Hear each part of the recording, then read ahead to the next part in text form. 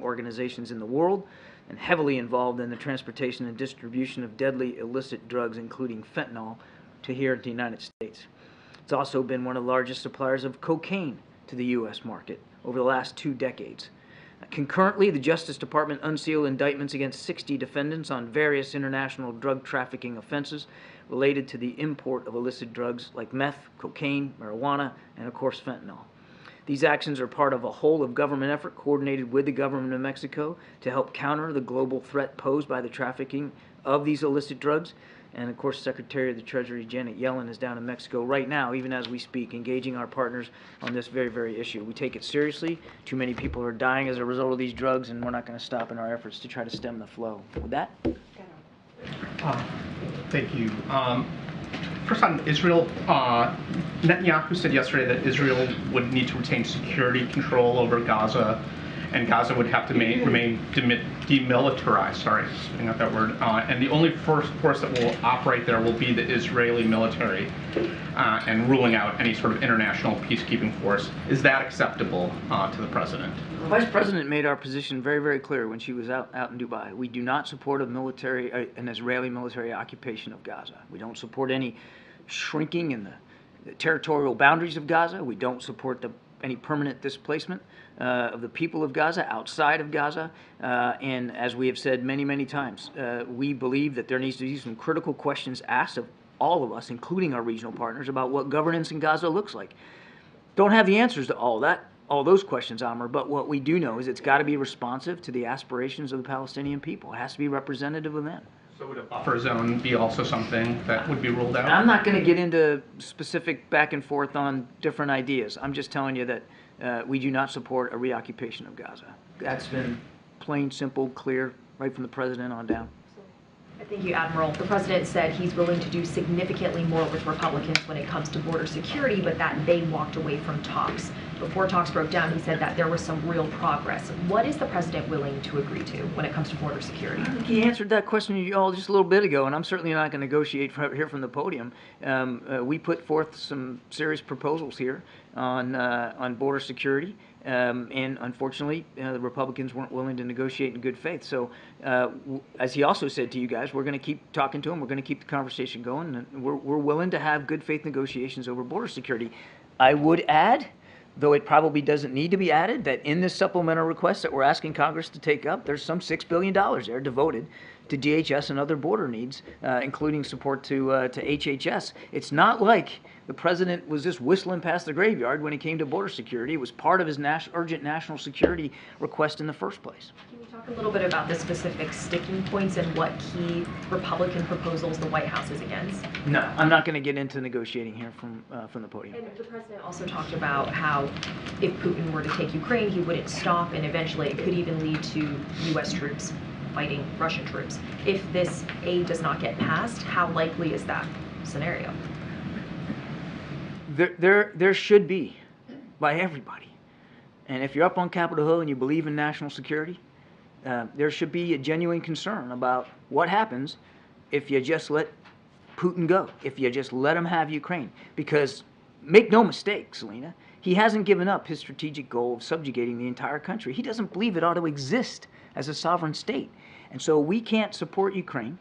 Their chief advisor yesterday said they're likely to lose this war if they lose U.S. support. And Putin gets all of Ukraine, then what?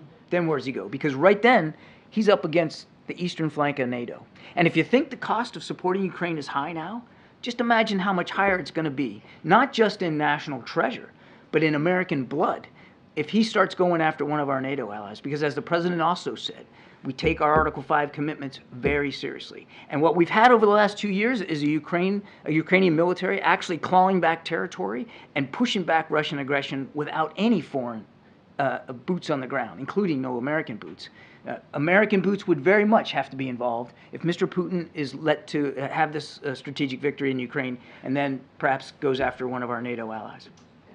Can you say anything more about the tone of the conversation with the G7 leaders on the aid to Ukraine? Did any of them express frustration at the U.S. or concern? And did any of them say that they may, follow through and similarly cut aid to Ukraine if the U.S. doesn't follow through? There's a the joint statement's out there. I encourage you to read it. It's a fairly lengthy statement. That's why I didn't go into it in too much detail here in the opening statement of mine. But clearly, Ukraine was discussed. All the G7 leaders agreed in principle that support has got to keep flowing to Ukraine. We've got to keep helping them defend themselves against Russian aggression. I'm not going to speak for each leader and what they did or did not say to the president. Yesterday, the State Department said there was a new deal that was rejected for my colleague Evan Gershkovich from the Russians. Can you say anything more about what that deal looked like? Any other details you can offer? No. Okay. John, we keep talking about the border, but at issue is immigration, a broken immigration system, but the border is not, from advocates for migrants, the border is not the only issue. Is there a focus still on those who overstay their visas that have been for years the largest violators of the immigration system? Say that again? Those who overstay their visas. Yeah. Is there more of a focus now as well, not just on the border, but on that issue as well? So look at me, take a step back here. I mean, what the president supports is immigration reform, and he's the first to recognize that the system right now is broken. He doesn't believe walls are the answer, but he does believe that increased border security is required. In fact, as part of his supplemental request was going to add 1,300 extra Border Patrol agents down there and some additional asylum officers. He also believes that we've got to continue to reform and improve the way earned pathway to citizenship is done. And that certainly includes people that are here legally and those who are here illegally. And making sure that that those who are here illegally face repercussions for that and are held responsible for that, but that we open up additional ways for people to come in legally. Right, but here's the point that I'm asking. The focus is on illegals here, and most people now are believing it's just the border. How do you marry the fact that there are illegals who are overstaying their visas who are not crossing the border? Is that still an issue for this White House? Of course. Look, I mean, if you're in this country illegally, that's obviously not okay, and you should be held to account for being here illegally. And we're working with state and local authorities on trying to hold the proper measure of accountability for people who are illegal. Of course, that's part of the problem. I didn't understand where you were going with that. Are those who overstay their visas still the largest violator group that stay here in the immigration system? I don't have the data on that, April. I'm going to have to get back to you on that. That's probably a better question for my colleagues at DHS. Thank you, Karine. John, to follow up on Amir's question, if Israel continues with its plans to reoccupy Gaza, would the president move forward with his consideration to withhold aid to Israel? I'm not going to get into a hypothetical. I just won't speculate about that. We've made very clear our position on any potential reoccupation of Gaza. And one question, if I may, on Kofa. The administration just sent to Congress some Kofa-related agreements for Micronesian Marshall Islands. Can you explain what's at stake here if Congress does not pass the funding in terms of U.S. national security interest in the Indo-Pacific? I'm going to take that question. Thanks, John. There's the border security fight, but Speaker Johnson also said that he doesn't want to move forward on Ukraine funding because the administration has not provided a clear enough roadmap for how Ukraine wins this conflict using all of this U.S. assistance. What more can the White House do to lay out that roadmap for Congress? I lost count of the number of briefings that we provided to members of Congress in a classified and unclassified setting about what we're doing to support Ukraine and what Ukraine's ultimate goals and strategy are. It's their war. They get to decide what victory looks like. They get to decide what plans they execute. They get to decide what targets they hit. They get to decide where they put their troops on the battlefront. But let me put it clearly. We want Ukraine to be whole and free. We want their internationally recognized borders to be respected by everyone, including especially Russia and Mr. Putin. There shouldn't be a single Russian boot on Ukrainian soil. We've been clear about that. Number two, as Ukraine continues to fight for that outcome, we're going to do everything we can to make sure they've got the tools and the capabilities to do that. And that assistance has been evolving over time. I have been talking about this myself from 2 different podiums now. It's been evolving over the last 2 years as the war has evolved. And we have been nothing but transparent with Congress about each and every security assistance package that has been delivered to Ukraine. Every single one of them, including the one I just talked about, is done in full consultation with members of Congress. Number 3, the issue of accountability. We actually share the concerns over that. We've been sharing concerns over accountability of those systems and those weapons since we started giving them to Ukraine. And I'll tell you something else. The Ukrainians are also concerned about that. They've said that they also want better accountability in their own system for where these munitions and these systems are going. And we have added personnel to our embassy, military personnel into our embassy staff for that purpose alone, to work with the Ukrainians on accountability. The last thing I'll say on this is it's a war. And if you think you can count where every single artillery shell is going and every single bullet that's fired, then you're dreaming. It's a war. It's combat. Now, we're doing the best we can to account for the aid we're giving them and how they're using it. We're giving them training on how to do it, and we're even doing retraining on how to do it, including some pretty sophisticated systems like Abrams tanks and now F-16s. So we all take that seriously. But it is a war. And it is a war that we are committed to seeing Ukraine win. But is it possible to be more specific with Congress, not just about Ukraine's desire to win, its drive to win, but also specifically how it's going to get past the stalemate that it finds itself in now? Again, Nancy, we have, I don't know how many briefings that we have done on Capitol Hill, again, in classified settings, and we'll keep doing that. We certainly can be held responsible and answer questions about what we're doing to help Ukraine, our communications with the Ukrainian armed forces and what they need and why we're giving them what we're giving them, in what scale and in what time frame. But it is Ukraine's war. They have to be the ones speaking to their plans and their operations, their tactics, their targets. And, you know, Congress has also heard multiple times from President Zelensky. And I have absolutely no doubt that President Zelensky will be more than happy to continue to inform members of Congress going forward. Thanks, Karine. Kirby, you talked in your opening remarks about aid coming into Gaza.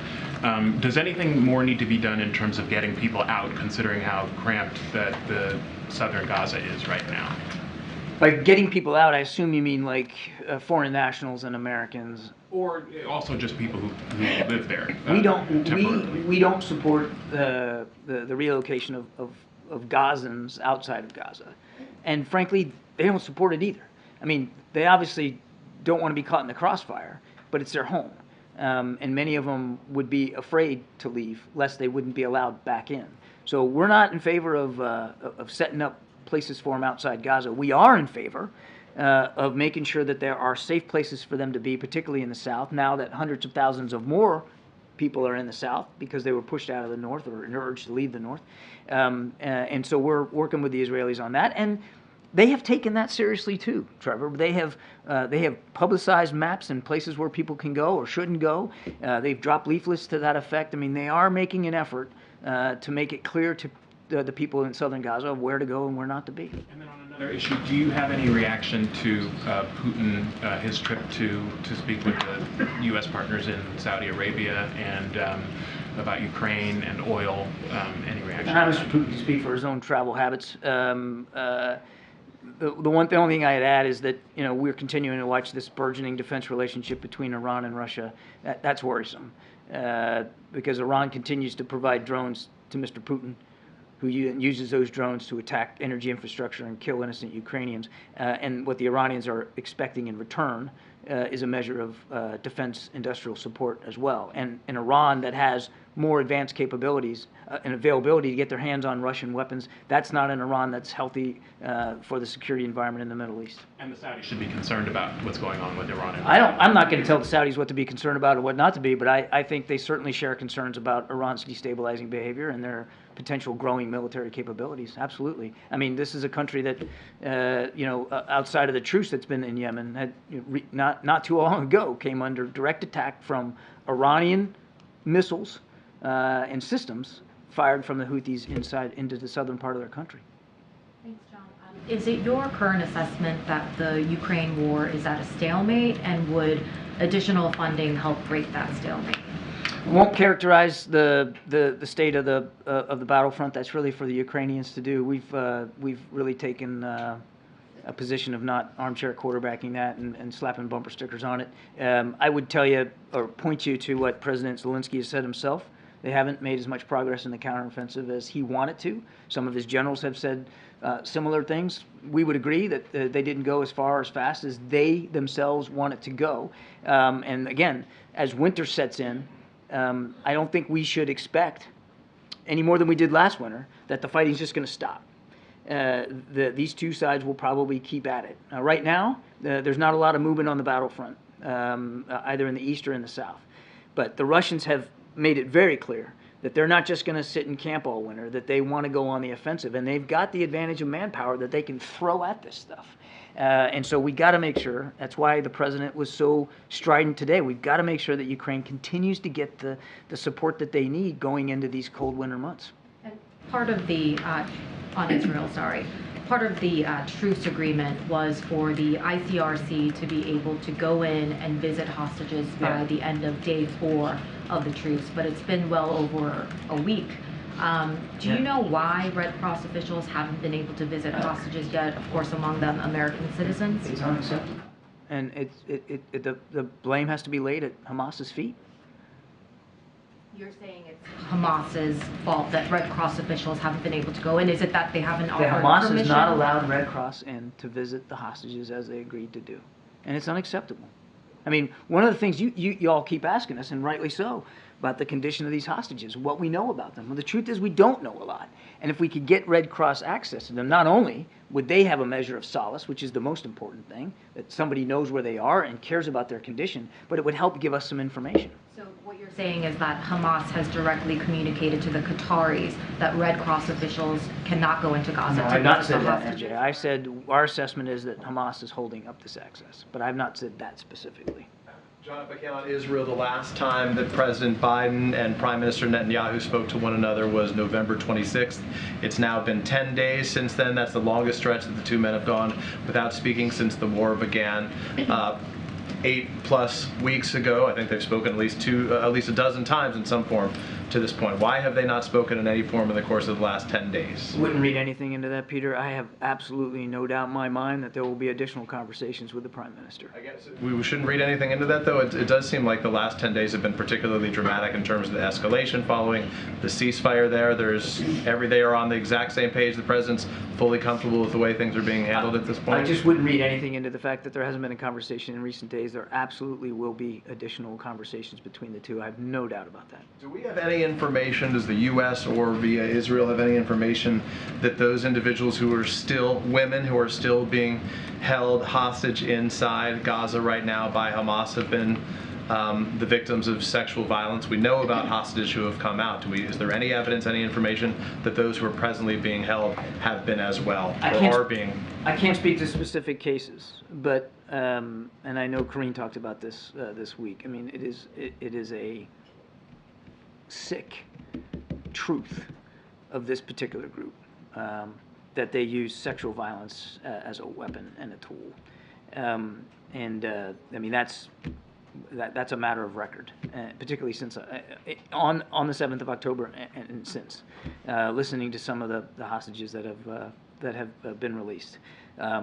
So sadly, I think it's safe to assume that they're still using sexual violence as a weapon, but I can't speak to specific cases. Lastly, quick one. Karine may have information on this, if not you yourself, and this may be happening just as we're speaking, but there's new reporting about an active shooter at the University of Nevada, Las Vegas. Is that information either of you knew before you got out here, and have anything more you can share about it?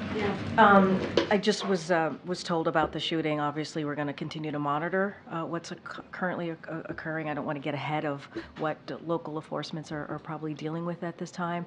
You heard me at the top talk about another shooting that happened in Texas, and certainly this is an epidemic that the president has taken very seriously. That's why he's taken actions, right, in doing more than 24 executive actions and making sure that we deal with epidemic, making sure that people feel safe in their community. And I talked about the second gentleman who's going to be attending a vigil along with our two deputies who are helping to head our gun violence prevention office. And so don't have anything to share at this time. Certainly, if we have more, we will share that with all of you. But we are monitoring very closely. Go ahead. Go ahead. Thanks, Karine. Thanks, Admiral. Just wanted to ask you about Venezuela. There's been tensions have been increasing with Guyana on their border after the referendum in Venezuela on the neighbouring region. Brazil's military is now sort of now reinforced in the area. Just wondered what your assessment of the situation is there, and how concerned are you about it at this stage? It's concerning. We're watching this very, very, very closely. As I said, I think last week, the arbitral decision needs to be respected. We obviously don't want to see any violence occur here or conflict occur, and we're obviously in touch with all our partners. Thanks, Karine. Thanks, Admiral. So on Monday, NSA Jake Sullivan said that the U.S. is in talks to establish a naval task force to ensure the safety of commercial vessels in the Red Sea. Has there been any additional progress on that? When would that task force be expected to begin, and which allies and partners have said they will participate? We're still working through the modalities of all that. What Jake also said was it would be built out of an existing maritime task force that reports up to the 5th Fleet Commander in Bahrain, who is the naval component for U.S. Central Command. So there's already an existing organization here. What we're talking about is directing them to conduct operations perhaps in different areas and for different purposes. And so there's already international support baked in to this task force, and certainly we will talk to partners in the region about whether they want to be additive to it, if they want to join it. But I don't have any updates from after Jake announced it. Just a couple of logistical questions on the aid that you were talking about at the beginning. As these U.S. aircraft are coming in, what is the level of trucks that are able to cross sort of now versus the couple of hundred a day during the pause? What's the comparison? Well, we reached about 200 or so per day during the pause, and that's the goal right now. I don't have the figures for the last 24 hours. But we just had some representatives on the ground out there. Ambassador Power was there. Our Chief of Staff for the NSC, Curtis Reed, was out there.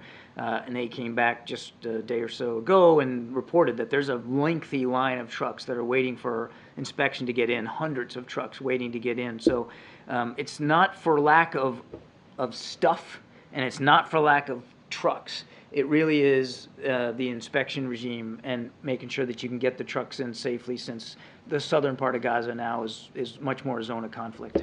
You had mentioned a couple of weeks ago that one of the challenges, at least initially with getting the aid in, was that Hamas controlled that side of the Rafah crossing. Is that still the case? Is Hamas in control still of the Rafah gate, or is IDF playing a role now on that side?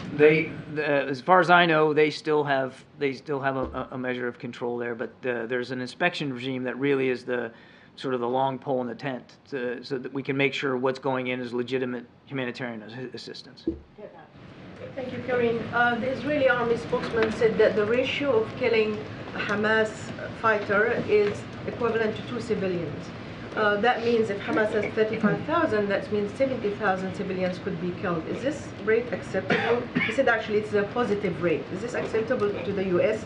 And second, John, if you allow me, also the Israelis saying that 15,000 Palestinians have been killed, which is more or less mirror what the Ministry of Health said. So would you take now what the Palestinians said as credible kind of figure? I can't verify the numbers.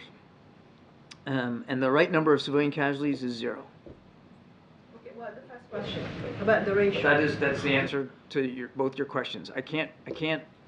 The right number of civilian casualties is 0. I'm not going to speak to the ratio that the IDF is putting out there. The right number of civilian casualties is 0, and I can't verify the 15,000 number. We've said many thousands have been killed. Thank you, Karine. Admiral, is the Lebanese army that is supported by the U.S., we receive millions of dollars over the years of military aid. Is it part of the war? Is it part of the conflict? Because Israelis carried an attack against the Lebanese army base in south of Lebanon and killed some soldiers. Is it acceptable? I didn't follow the first part of your question. Israeli airstrike carried an attack against Lebanese army base in the south. Is it acceptable? I'll let, as I've said many times before, I'll let the Israeli Defense Forces speak to their airstrikes, to their military operations. Is it part of the conflict? I will let them speak to their operations, and we're not going to armchair quarterback their operations here from this podium. We're going to make sure that they have the security assistance they need to defend themselves. So the UN expressed that there is no safe zones in the south, and now Israel is encouraging people to move more to the south. So is it a collective punishment again? And we're going to see more civilians dying in the south because there is no safe zones? We don't want to see a single more civilian killed. We don't want to see a single more civilian injured. We don't want to see damage to civilian infrastructure like hospitals. And we have made that case, and we'll continue to make that case to our Israeli counterparts. But you don't want to see, but nothing is changing on the ground. The CNN producer lost 9 members of his family today. Killing journalists, over 60 journalists died on the ground, even in South Lebanon. They're not a target, they were clearly journalists. What's really happening? So if we call Hamas a designated terrorist group killing civilians as a non-sector player, is it also Israel acting like a terror state, killing humans, civilians, unarmed people, journalists every day? So again, we don't want to see civilian casualties. And sorry, just one more point. It's okay. I don't know if this is going to answer your question, but Hamas deliberately slaughtered and murdered some 1,200 people on the 7th of October. And it seems like we're all willing to forget that. Deliberately. It was their intent. And to take hostages. That was the purpose of the whole thing on the 7th. Now, we've been very honest with our Israeli counterparts. We want them to be careful, cautious, deliberate. We don't want to see any more civilians harmed on this. But they have a right and a responsibility to defend themselves against that very genocidal threat. And it is not the Israeli Defense Forces' strategy to kill innocent people. It's happening, I admit that. Each one's a tragedy. But it's not like the Israelis are sitting around every morning and saying, hey, how many more civilians can we kill today? Let's go bomb a school or a hospital or a residential building and cause civilian casualties. They're not doing that. They're trying to go after Hamas, and it's a very difficult task. When Hamas, oh by the way, in addition to deliberately slaughtering people, is deliberately hiding themselves in residential buildings, in hospitals, in tunnels, putting the innocent people of Gaza directly in the crossfire. Now you tell me, is that right? Is that right? Please, sorry. I think we got to move on. Yeah, they killed a colleague of mine. She was reporting live. Thank you, Karine, and thank you, John. I have 2 questions. You may have seen this report in North Korea transshipped 10,000 containers to Russia yesterday, and whether this is weapons or ammunition.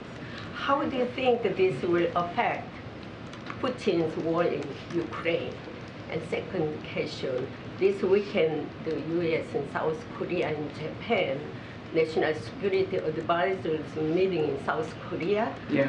What will be the main topic discussed at this meeting?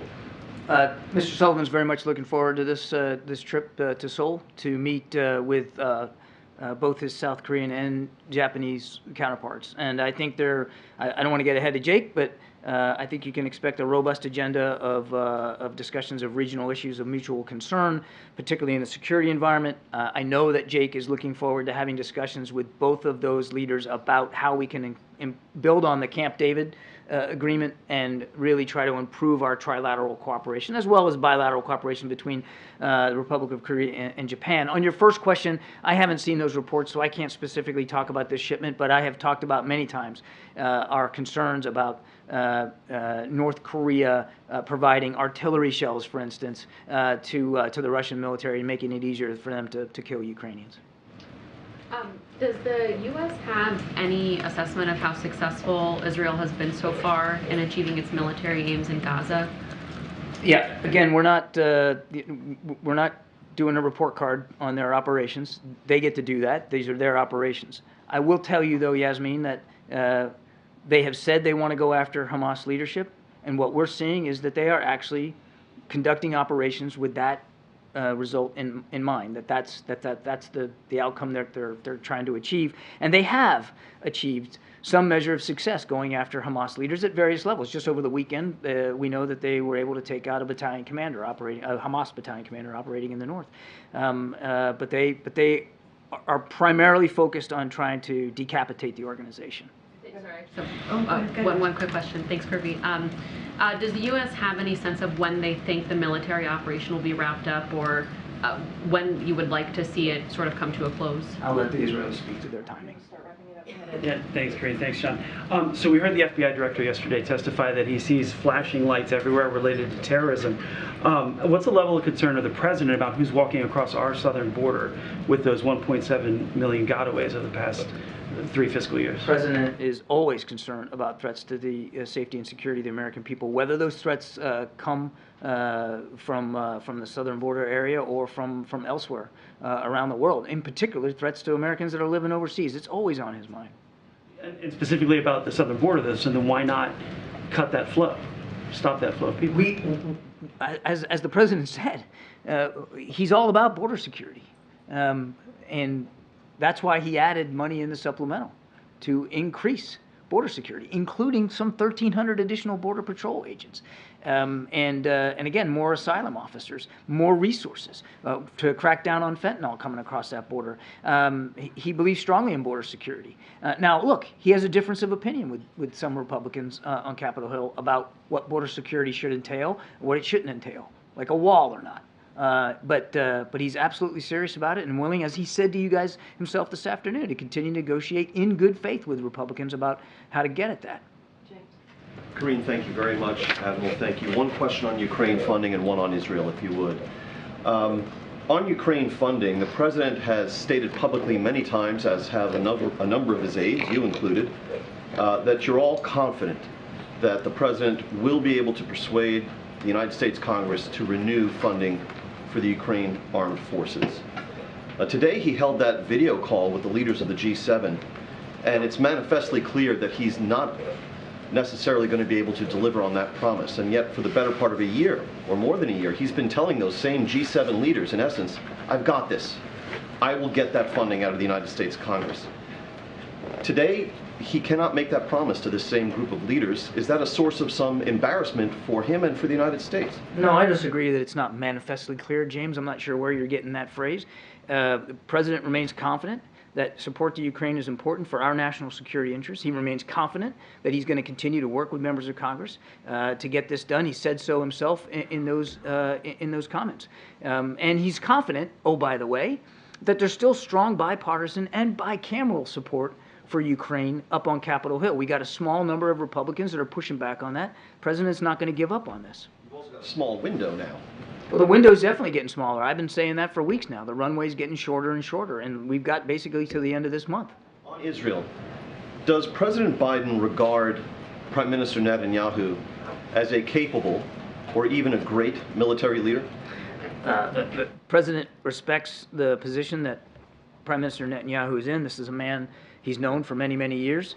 They don't agree on everything, but he is the elected prime minister of our good friend, ally, and partner in Israel. And we're going to continue to work with him to make sure that he knows the United States will continue to have their back as well as they fight Hamas. But he believes that Mr. Netanyahu knows what he's doing right now as a military? James, I'm not going to play this game, and we're not going to get into characterizing foreign leaders here from this podium. He's the elected leader of Israel. The president has respect for him. He understands the challenges that the prime minister is going through right now. And we have done everything we can and will continue to do it, not just in terms of weapons and capabilities, but advice and counsel and perspective and lessons learned from our own experience in this kind of warfare. But presumably the president would not preside over the provision of all of this money and intelligence and weaponry and strategic counsel to Mr. Netanyahu if Mr. Biden felt that Mr. Netanyahu did not know what he was doing with it all. He feels that Israel has every right and responsibility to defend itself against a truly genocidal threat represented by Hamas, a threat that was on display for the whole world to see in sickening ways on the 7th of October. He's coming at this from years and years of support and experience with Israel, and leaders of all sizes and stripes coming from Israel. That's where this is coming from, a true love and respect for Israel as a nation and the Israeli people, and the right for themselves to be able to live in peace and security. Thanks. Thanks, Admiral. Thank you, John. Thank you, guys. Thank you so much, Admiral. All right, Admiral. Thanks. Just go back on the Ukraine border conversation with Republicans. Can you drill down specifically on what some of the compromises the president's willing to support? I mean, look, I'm just going to reiterate what my colleague just stated, that there is no negotiating from here. That's not what we're going to do. You heard my topper when I talked about how for some time now there were Republicans and Democrats who were behaving in good faith in trying to move forward with this. And now what we're seeing from many Republicans is trying to certainly set us back here. It is critical to our national security that Congress act now. You just heard the Admiral say that it's by the end of this month. That is the timing here, by the end of this month. We are running out of time. Congress has a choice. They have a choice. And you heard this very clearly from the president earlier this afternoon. Are they going to support democracy and freedom by standing with Ukraine, as we have been doing from the beginning? Let's not forget, there was bipartisan support, majority bipartisan support for Congress when this all started. When Putin launched its war, there was bipartisan support. And that should remain. And so, if we don't do that, we're risk giving Putin the greatest gift right now. And so we have to act. The time is now. The world is watching for sure, and we can't let Putin win. And so that's our message. It's going to continue to be our message. We have been talking to Congress for some time now. And we're certainly going to continue to have those conversations, but I'm just not going to get into a tit for tat or a policy for policy by negotiating here at the podium. Can you just more broadly sort of address, I think, this overarching criticism that Republicans have had is that they now have and they've had for about a year now, one chamber of Congress, and that sort of the outlines of bills change with time of who has the White House, who has control of the chambers. So is the White House essentially acting in good faith and just acknowledging that this is a different Congress than that you guys had at the start of this presidency, and how you're going at this? I'm not understanding the White House having to act in good faith. What I can tell you right now is that we made it very clear. There was a letter that was put out on Monday by Shalanda Young, obviously the director of OMB, and there is no, magical pot of funding available. We have a country, Ukraine, that is fighting for their sovereignty. That is incredibly important. They are fighting against an aggression that they have seen, right, for almost 2 years from Putin. And that is what matters here. That is, we have to understand that, yes, in the beginning there was a bipartisan support. Let's not forget the Speaker Johnson himself, talking about a new Congress. This is the Speaker, and he said, and I'll quote, "We can't allow Vladimir Putin to prevail in Ukraine, because I don't believe it would stop there. We're not going to abandon them." This is coming from the Speaker of the House, right? The Republican leader of the House. On the and I apologize for being so inarticulate, but on the border aspect of this, Republicans are saying you just don't have both chambers of Congress. You got to be willing to go along with a more conservative bill. That's just the nature of the moment. But here's the thing, we probably should not be making this a partisan issue. We shouldn't, and they're blocking funding. Right? There's a reason why the president put border security in this national security supplement, because we believe it's incredibly important. From day one, the president put forward a comprehensive immigration policy to try and deal with this. But Republicans are playing politics with this. They're playing politics. I'm not going to negotiate on the provisions they're asking for, the policies that they want to change. I'm not going to get into that. But there's a reality here. There's a reality here. And I talked about how there have been senators have engaged in good faith in negotiations. There have been, right? Democrats have been bipartisan compromises here. They have been some good faith negotiation happening in Congress. But then what you hear from Republicans yesterday is they are doubling down yet again.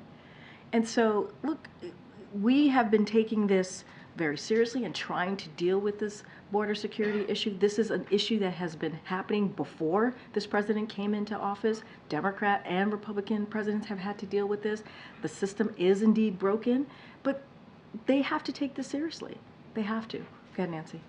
On this topic, the president said earlier today that Republicans are holding Ukraine's funding hostage for an extreme partisan border policy. Can you tell us specifically what it is about the Senate Republican proposal that is extreme? I mean, look, you heard from them directly. There are certain policies that they want to get rid of, whether it's asylum components of it. They have been very, very clear. And that's extreme. That is changing and making the system worse. But I'm not going to negotiate. I'm not going to go point by point and saying like what we're going to agree on, what we're not going to agree on. But it has been extreme. You just hear it from them. You hear it from the House and from some Republicans in the Senate. They have been very clear about this. But we need to actually fix the system. We actually need to make the system, and you've heard us say this, and move forward with a system that is humane and orderly. That's why the president has put forward some of the ways that he wants to move forward with it. That's why he's asked for more additional funding, because we need additional funding to deal with what's happening at the border. But I'm not going to negotiate from here. They have been very clear on the provisions and the policy changes that they want to make. I'm just not going to get into details from here. I don't want you to negotiate from here, but just looking for more clarity. When the president says that he is willing to go further to change policy, what exactly is he talking about? Is he saying that he's open to curbing humanitarian parole authority? I'm not going to get into the specifics, but all you have to do is listen to what Republicans are saying and how extreme that they are sounding, right? And what they're doing is they're saying we have to move forward in an extreme border negotiation ways, right, with their policies, and hold and kneecap Ukraine funding, which is something that we have to move forward with. We have to make sure that Ukraine gets the funding that they need. I'm just not going to get into specifics. They can speak for themselves. They have been. The president's policies, not them. What is the president when he says he wants to change policy? I've been very clear. What does he mean? I'm not going to negotiate from here. They have been senators, Republican senators, the House Republicans have been very clear on what they want to change. I'm just not going to get into details and specifics from here. Go ahead. On the border negotiations, when was the last time that the White House spoke to Senate Republicans about this issue? I don't have a timeline of conversations. I can tell you that there is always multiple conversations happening pretty regularly from our Office of Legislative Affairs, from folks here in the White House with members of Congress on an array of issues. I just don't have a breakdown on when conversations have been happening. Affairs is running point on this issue. Absolutely, and that's where it comes out of Office of Legislative Affairs. Anything on the books as far as a future meeting or negotiations with Senate Republicans on this issue? I don't have any specific calls or readouts or meetings to lay out for you. As you know, the OMB director, Office of Legislative Affairs, you have the NSC, Jake Sullivan, who have had multiple conversations on the national security supplement more broadly, obviously also with Director Young also talking about our domestic supplemental asks as well. So those conversations, right, as we have been asking for these emergency needs, have been happening for a few weeks, for some months now. And so that I can tell you, we've talked about that. I think some of you have reported times that they have gone to the Hill and had those conversations. I just don't have a timeline to lay out to you on when those conversations have been. And then one other Capitol Hill issue, there was a new piece of legislation that was introduced by Democrats in both chambers that would allow for people who've been convicted of felony to vote in federal elections.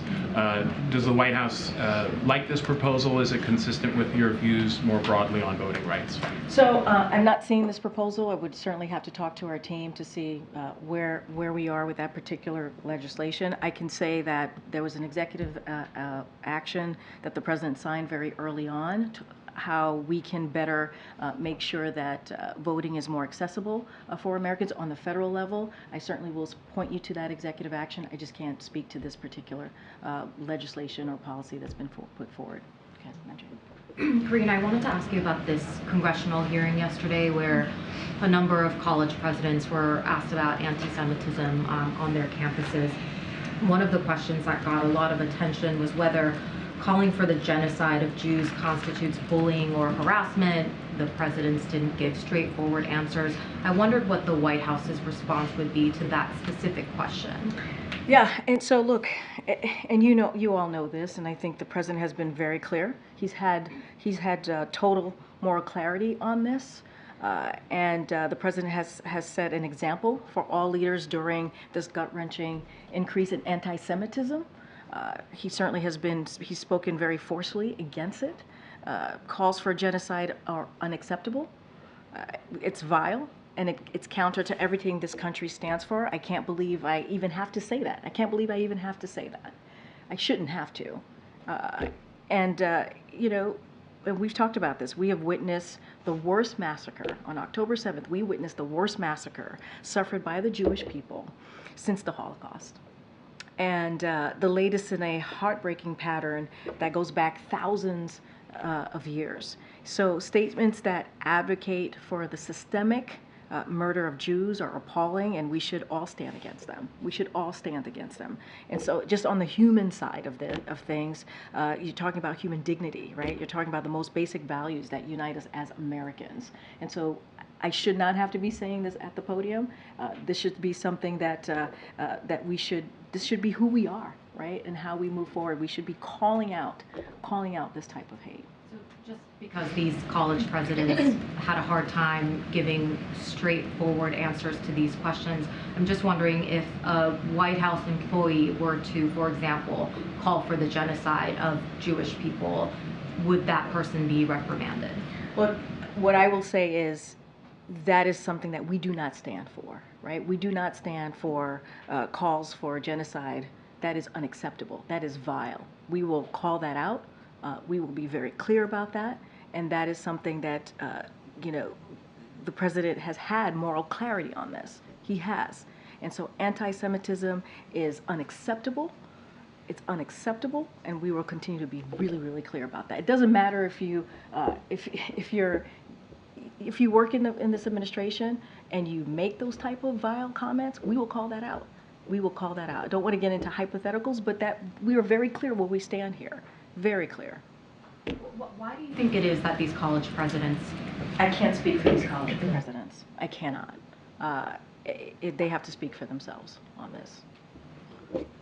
Thank you, Karine. The president has made defending democracy a key part of his presidency. What does he make of the former president's comments, Donald Trump's comments, that he would not be a dictator except for on day one of a second term? Look, I can't speak to the former president's comments. Obviously, he is now a candidate in the 2024 election, so I want to be really mindful. There's a Hatch Act that I have to follow. But look, what I can say is that the president, when this president decided to run in 2019 and also in 2020, he was very clear. He was very clear on what he was seeing, right? He was seeing that our democracy was under attack, our values was under attack, and he believed that we needed a different view from what we were hearing from that president at the time. And so he's always believed in the importance of protecting democratic values and certainly protecting our rights. And it's not just us, it's majority of Americans. We saw that in the results of the election in 2022, in that first midterm under this president. We saw that again in 2023, where majority of Americans want us to continue to fight for our democracy and also continue to fight for our freedoms. And so that is something that the president believes and is going to speak against it, and also speak to why it's so important as a nation that we stand up and fight for our democracy. And that is who we are at our ethos. Will the president plan to watch tonight's Republican primary debate? The president's pretty busy tonight. There's a lot going on. Yeah, I think he's going to be hosting some of you tonight in the residence with your loved ones. So I think he's going to be pretty busy tonight. Okay. Thanks, Karine. The White House has previously said that they want to see a path for Dreamers and any new border security measures. Is that something the president still wants to see, or something? Absolutely. Yeah, absolutely. That's something he still wants to see.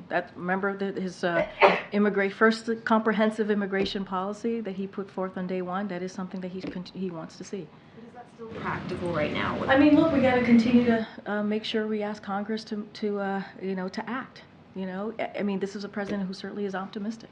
And so certainly it's not going to hold us back from pushing forward on something that is important for this country, important for those dreamers who have been here for some time, have been part of the American experience, and we believe that they should have a path to citizenship. Does the White House have any comment on former Speaker McCarthy saying that he's going to step down at the end of the year, and the kind of narrowing Republican majority that's going on in the House? So yeah, I do have a couple things I want to say about that. The President wishes Speaker McCarthy well and congratulates him on a career of service. While they have important differences about policy, the President appreciates that they were able to work across the aisle on important priorities for the American people. And he appreciates that Speaker McCarthy's story is an American one, rising from founding a small business to being the highest ranking member of Congress. The President also congratulates Speaker McCarthy's wife, Judy, and their children, Connor and Megan. I don't have anything else to add to that, but that is our statement on the former Speaker's statement. Jackie. Thank you, Karine. Should those university presidents resign? That is not for us to decide. Well, what I can say is give the moral clarity of where the president stands on this. It is sad. It is sad that I have to be asked about those comments that they made, or answering a question that should be very easy to answer, right? It should be very easy to stand up and say, we, of course, we're going to call out any type of genocide, especially as we have seen against the Jewish community. Of course, we're going to call out anti-Semitism. I can't speak to how their process runs. That is not for me to speak to.